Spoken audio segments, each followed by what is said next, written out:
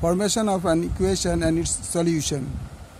For class 8, exercise 19, question number 3, page number 190, serial number 597. আমি একটা সংখ্যা খুঁজি যার এক তৃতীয়াংশ থেকে তার এক চতুর্থাংশ এক কম। তো মনে করি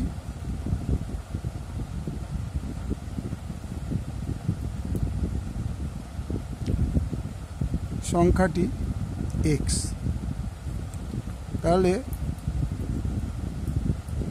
এক তৃতীয়াংশ ইকুয়াল টু 1, তৃতীয়াংশ ইকুয়াল টু x/3 এবং এক চতুর্থাংশ equal to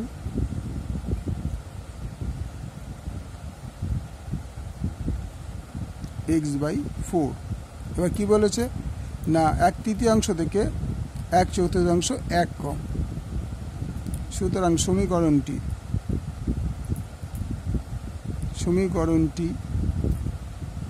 x/3 minus x/4 equal to 1।